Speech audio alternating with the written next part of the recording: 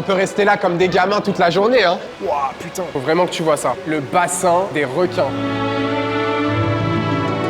Ta putain de thune est mon aquarium, mec!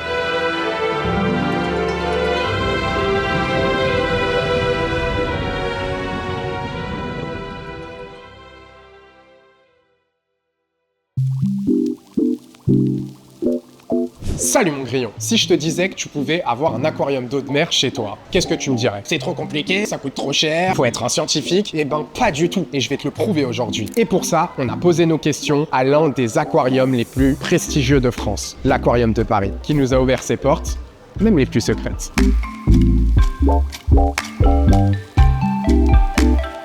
On est en plein cœur de Paris, juste sous le Trocadéro. Et là-dessous, ce ne sont pas les catacombes. C'est l'un des plus grands aquariums d'Europe, avec plus de 13 000 pensionnaires. Requins, raies, coraux. T'as l'impression de voyager de la Méditerranée aux tropiques, sauf qu'en vrai, t'es toujours à 2 pas de la Tour Eiffel. Et l'Aquarium de Paris, c'est pas juste un kiff pour les yeux, c'est un lieu qui bosse pour la recherche et la protection des océans. Le plan de la vidéo, d'abord, on découvre ce lieu de prestige, avec des installations de dingue. Et ensuite, on rentre à la maison pour tenter un truc un peu ambitieux. Recréer un lagon dans mon salon. Je suis avec Louis. Louis, il est médiateur scientifique. Ça consiste en quoi en gros?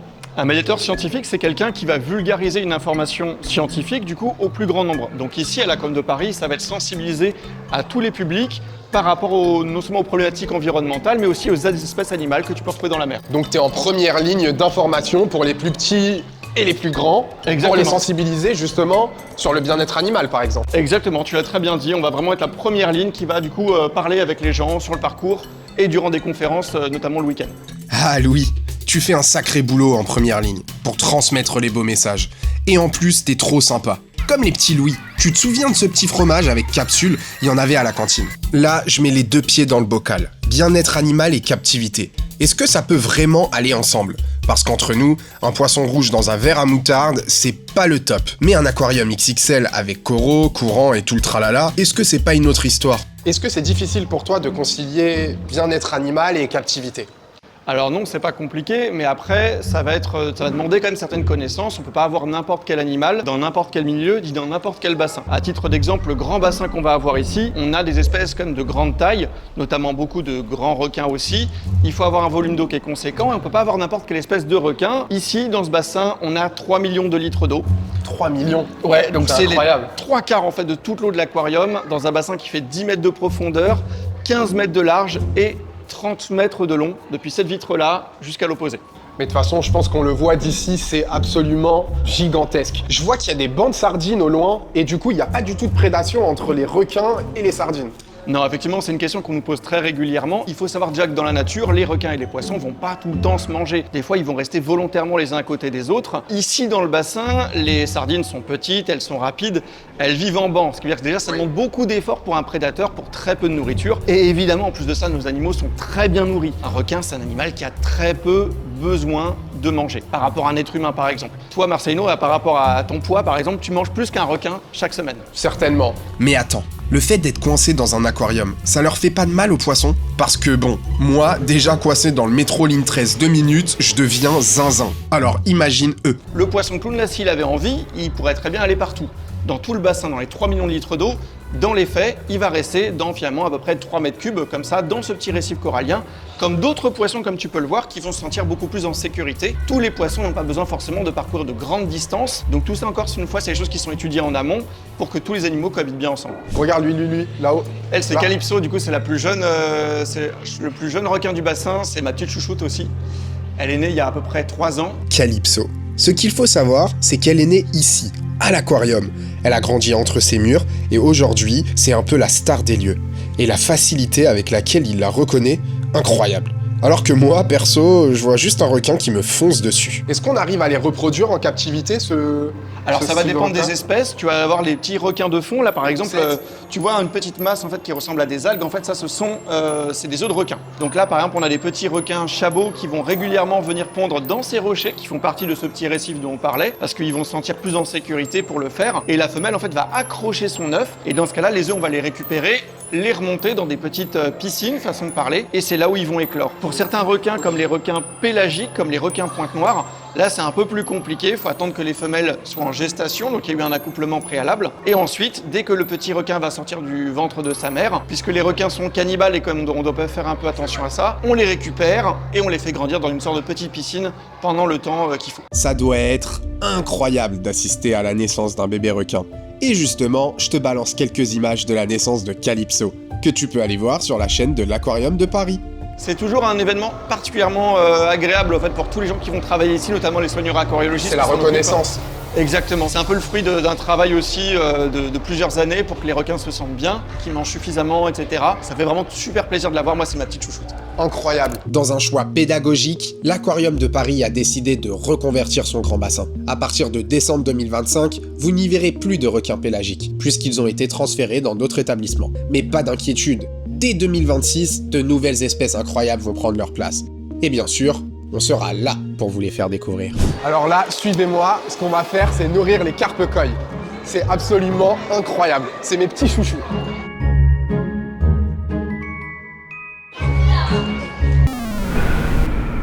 Heureusement, j'ai lavé mes mains. Et on peut rester là comme des gamins toute la journée, hein. Il faut être patient, d'accord ? Donc là, on est au cœur de ton métier, on est sur le front avec les carpe-coilles. C'est là où tu sensibilises quelque part les petits aux poissons. C'est une des étapes, effectivement. Là, on est sur un bassin caresse, donc en fait, les gens peuvent caresser des poissons. On est sur des carpe-coilles, donc des poissons domestiques qui ont l'habitude du contact des êtres humains. On ne trouve d'ailleurs pas les carpe-coilles dans un milieu sauvage, que dans des bassins artificiels. Et aujourd'hui, elles viennent du Japon, ces carpes ? Il y a des élevages aussi un peu partout en Europe, hein, par exemple. Donc, il existe plein de mutations, je vois des longs voiles, les couleurs et tout, c'est vraiment magnifique. On va les nourrir ? On va les nourrir, allez, c'est parti. Je suis comme un ouf devant les carpes. Ça me rappelle quand je donnais des morceaux de pain avec maman au parc Georges Brassens. On jette les pièces comme dans la fontaine de Trévi. Fais un vœu. Mon petit grillon, est-ce que tu vas deviner mon vœu en commentaire ? Tiens, regarde, donne ta main. Hop. Hop. Et hop, vas-y.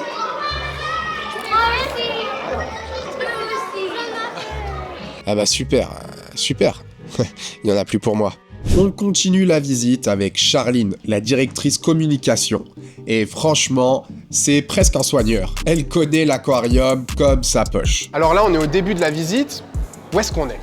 Alors, on est sur les bassins qui représentent les côtes métropolitaines de l'aquarium. C'est des bassins qui pour nous sont au final très très importants parce qu'ils représentent la biodiversité que les Français de métropole peuvent voir quand ils vont à la mer.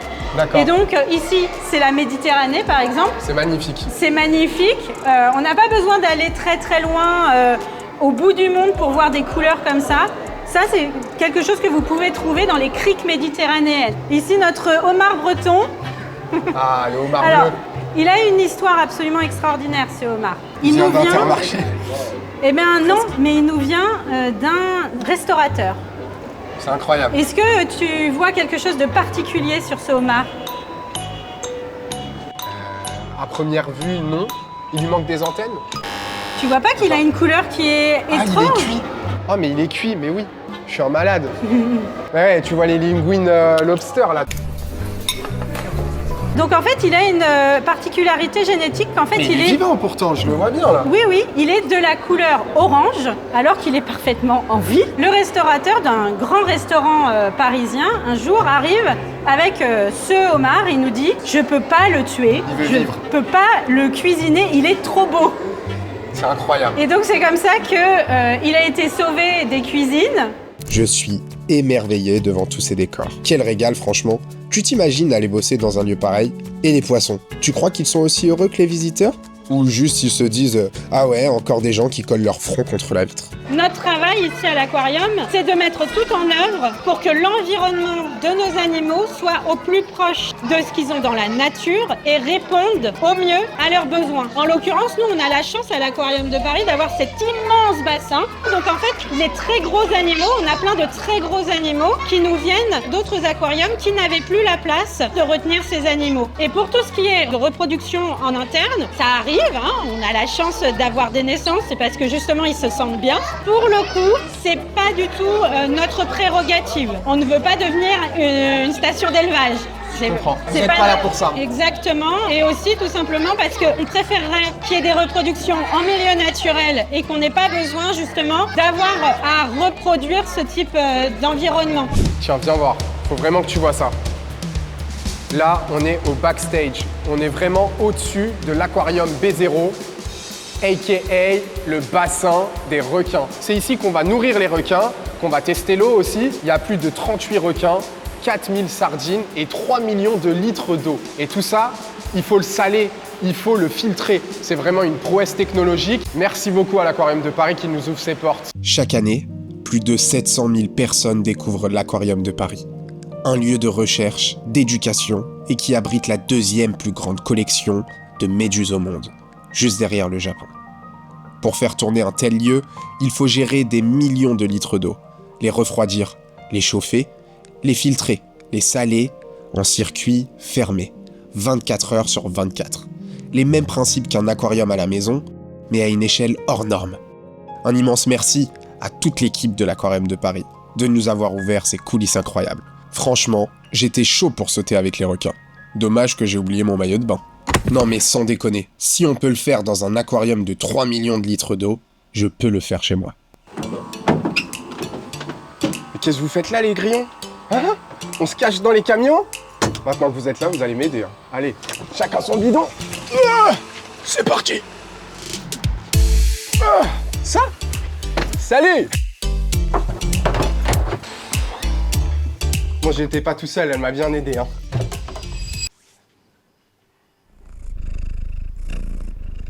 Bon, je vous ai dit que j'étais débutant, mais en vrai, c'est encore pire, je suis carrément nul. Du coup, j'ai fait appel à Blue Marine pour me filer le matos d'un aquarium récifal.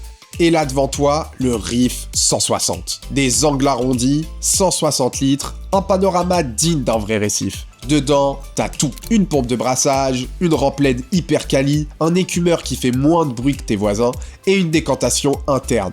Bref, c'est du clé en main. On commence par monter le meuble, et je te jure, c'est pas inné pour tout le monde. Faut bien garder en tête le poids potentiel d'un aquarium. On parle de centaines de kilos. Donc soit tu prends un meuble spécifique, soit tu t'assures que ça soit du très solide. Ensuite, super important, le tapis en mousse. Ça évite les points de pression du décor qui pourraient faire péter le bac. Moi perso, j'ai opté pour un meuble Blue Marine et franchement, je le trouve hyper propre. Et regarde ça mon grillon. Derrière le bac, il y a une partie technique compacte et optimisée. C'est là que tu vas mettre ta filtration, ton chauffage, mais t'inquiète, j'y viens juste après.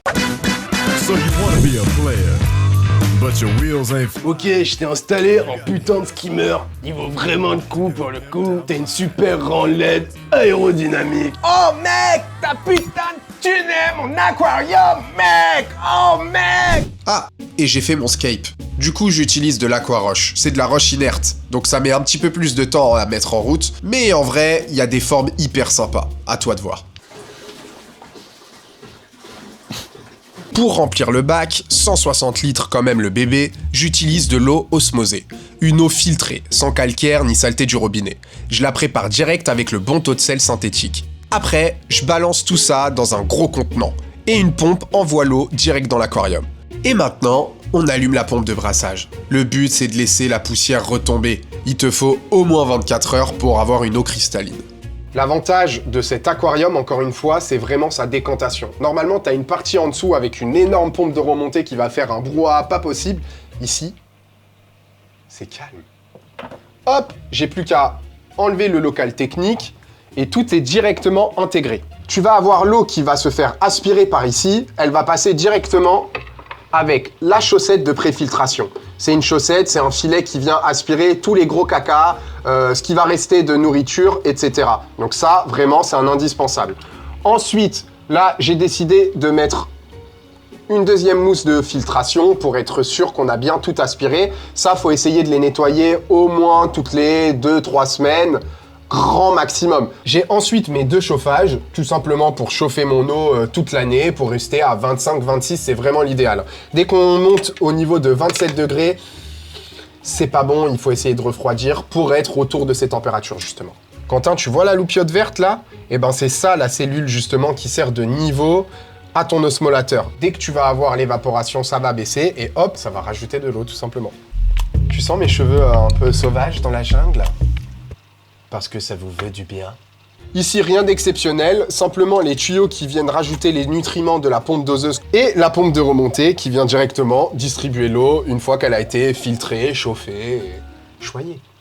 Il y a vraiment un truc dont j'ai envie de parler, c'est la super rampe LED aérodynamique. La rampe LED, elle est au top. Franchement, regardez, elle chauffe pas, il y a des finitions en aluminium, les supports en acrylique et tout, je la trouve hyper belle, elle est pas du tout encombrante pour le coup. Alors oui, tu vas pas avoir des coraux de malade, des coraux hyper exigeants en lumière, mais franchement, pour débuter, ça fait largement l'affaire. T'as la petite réglette qui va bien pour régler du bleu au blanc, et franchement, bah génial. Bon, maintenant que l'aquarium est terminé, tu penses vraiment qu'on peut mettre les poissons? Tout doux, mon grillon. Si on pouvait balancer les poissons et les coraux directs, ce serait trop facile. Mais non, on a oublié une étape primordiale, le cycle de l'azote. Les bactéries, c'est comme ton système digestif ou ton microbiote. Elles s'installent sur les pierres et dans la filtration. Pendant ce temps, tes poissons, ils mangent, ils chient. Et ça relâche de l'ammoniac, poison mortel pour tout le monde. Les bonnes bactéries, elles, bossent. Elles transforment l'ammoniac en nitrite, toujours aussi dangereux, puis en nitrate. Et là, c'est plus safe. Les plantes et surtout les coraux s'en nourrissent. C'est un cercle vertueux. Chacun son rôle. Alors patience, 3 à 4 semaines. Tu ajoutes des bactéries, un peu de nourriture, elles deviennent costaud biscotto et tu laisses tourner le bac à vide. Eau douce ou récifale, c'est le même combat. Patience, mon grillon. Et sans transition, direction la Belgique pour aller chercher poissons et coraux chez Poisson d'Or. Et je suis avec Marcelinette, ma partenaire de crime. De la douche transformée en terrarium géant à l'aquarium récifal dans le salon, elle me suit dans toutes mes folies. Ayons tous une Marcelinette. En fait, je laisse tourner la caméra, parce qu'aujourd'hui elle est désagréable, parce qu'elle est malade. Donc au moins quand je filme, elle... Voilà. Tintin, là t'es vilaine, hein. Poisson d'Or, c'est clairement le Vatican de l'aquariophilie. Une vraie référence en Europe, pour les débutants jusqu'à l'expert. Des milliers d'espèces, des références à perte de vue. C'est une dinguerie, t'as tout ce qu'il te faut, et même ce que tu ne connais pas encore. C'est magnifique ça.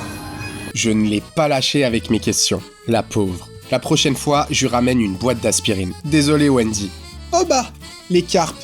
Ouais, mais vu mon karma, je suis pas sûr d'avoir plus de chance qu'avec celle de l'aquarium de Paris.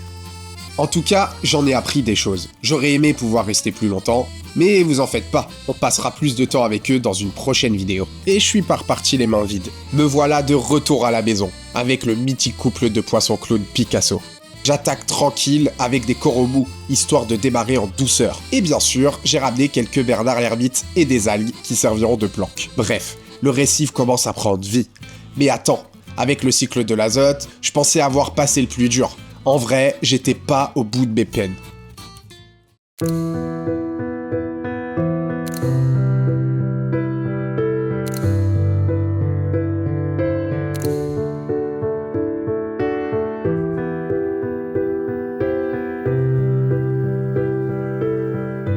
Évidemment, j'ai perdu Coco, mon petit corail.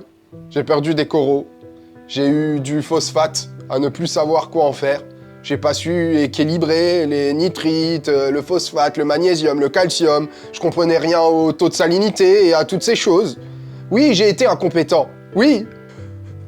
Oh. Coco. Oui, j'ai eu des aptésias. Ces anémones envahissantes qui bouffent, qui prennent toute la place et qui ne laissent plus respirer. Mon Coco. Coco. Coco! Mais, comme tout aquariophile qui se respecte, j'ai envie de te dire, il faut toucher le feu pour savoir que ça brûle. Victor Hugo. Non, je suis pas sûr. Bref, on est quelques mois plus tard et je peux vous assurer qu'il s'en est passé des choses avec ce projet. Le professionnel qui devait m'accompagner m'a fait faux bond et du coup, un mal pour un bien, j'ai eu Poisson d'Or qui m'a accompagné. Ils ont répondu à toutes mes questions de A à Z. On s'est rendu compte qu'il y avait plein de trucs qui n'allaient pas, des choses que je ne savais pas. Merci Wendy, merci David. Poisson d'Or, c'est une histoire de famille, ça fait 50 ans qu'ils sont là. Allez voir directement leur site internet et puis dites-moi en commentaire si vous avez déjà eu l'occasion d'aller sur place. Franchement, c'est hyper impressionnant. Bon, je vous explique. J'ai eu des galères, je vais vous expliquer clairement ce qui s'est passé. J'ai perdu des coraux, j'ai eu des aptésias. Les coraux, je les ai perdus parce que mon bac n'était pas assez stable. Tout ça, ça marche comme une montre suisse. Chaque pièce, chaque élément a sa place. Et en fait, quand il y a un truc qui va pas, bah il y a tout qui s'écroule. Ça veut dire qu'il faut faire des tests régulièrement. Je les ai faits, mais le temps de s'y mettre, de bien comprendre les phosphates, les nitrates, les nitrites, le magnésium, le calcium. Tes coraux ont besoin de se nourrir avec des nutriments que tu dois leur rapporter. La salinité, il faut pas dépasser un certain degré de salinité. Tout ça, j'étais complètement un bleu de chez bleu. Heureusement que j'ai eu Blue Marine et Poisson d'Or pour m'accompagner, mais ça n'a pas été évident. Ensuite, j'ai eu des aptésias. Les aptésias, c'est des petites anémones, de base qui sont petites, qui vont venir s'accrocher sur tes pierres et elles deviennent grosses et envahissantes. Elles sont urticantes pour tes coraux. Très vite, elles vont prendre toute la place et les piquer. Donc du coup, tes coraux ne vont plus sortir les polypes pour s'alimenter. Et après, c'est la fin des haricots. Enfin, des coraux. Coucou! Coupé! La pire épreuve pour moi, ça a été l'été. Vraiment, la canicule, ça n'a pas été évident. Il fait chaud chez moi et ce qu'il y a de plus compliqué, c'est vraiment de refroidir un aquarium. Blue Marine te fournit des chauffages qui font largement le taf. Il faut être entre 25 et 26 toute l'année, mais on monte très vite à des températures de 27, 28, 29, voire 30. Et là, c'est carrément la mort pour tes coraux et tes poissons, ils sont pas super bien. Soit tu as des cellules de refroidissement qui coûtent assez cher et en plus de ça, qui sont susceptibles de chauffer ta pièce au même titre qu'un climatiseur. Sinon, tu as des petits ventilateurs, les mêmes que tu as en informatique, qui vont refroidir les petits moteurs d'ordi. Et ça, tu peux te démerder pour bricoler quelque chose et venir assainir la surface de l'eau avec une petite bise bien fraîche. Tu mets tes pompes de brassage vers le haut pour que ça brasse un maximum et que ça crée de l'évaporation. D'où l'importance d'avoir un osmolateur. Un osmolateur, c'est quoi? C'est très simple. C'est une petite pompe, tout simple. Une petite pompe de remontée qui va venir remonter de l'eau osmosée, bien entendu. Là, j'ai utilisé un bac d'aquarium pour faire ma petite réserve, mais tu peux utiliser clairement ce que tu veux. Et en fait, paf, paf, paf, ça va venir remonter. Tu as un laser directement au niveau de la décantation à l'arrière, que je vais vous montrer juste après. Et en fait, dès que le niveau d'eau il baisse, paf, ça détecte et du coup, ça vient remonter de l'eau. Donc ça évite que tu aies un taux de salinité beaucoup trop important. D'ailleurs, dites-moi en commentaire si ça vous chauffe que je vous fasse une vidéo un petit peu plus technique où je vous parle de ça. Avoir un aquarium récifal à la maison, c'est carrément le Graal. Mais ça m'a aussi fait prendre conscience de la sensibilité de tout cet écosystème. Les fortes chaleurs, ça a eu un impact direct sur mes coraux et mes poissons. Ils sont hyper fragiles à ces changements et à ces variations. Et c'est complètement ce qui se passe actuellement dans notre milieu naturel. Que ça soit nos mers ou nos océans, jeter une bouteille de plastique à la mer, c'est plus un concept lointain. Avoir un comportement éco-responsable, c'est pas avoir un discours politique, c'est juste du bon sens. Notre planète est composée à 90% de mers et d'océans. Essayons de prendre soin de la planète au même titre qu'on prendrait soin de nos animaux. Si je devais résumer cette folle aventure en une phrase, ce serait la patience est la clé de la passion. Avec le Reef 160, t'as tout clé en main pour démarrer un aquarium récifal. Si ça vous intéresse, je peux vous faire une deuxième vidéo avec les tests, la nutrition des coraux, des poissons et tout cet écosystème qu'il faut raconter sur un format un petit peu plus long. Merci à Blue Marine, merci à Poisson d'Or de m'avoir accompagné dans ce projet de fou qui n'a pas été de tout repos d'ailleurs. Et vous connaissez la potion magique, un commentaire, un like, un partage et je vous dis à la prochaine. Ciao ciao!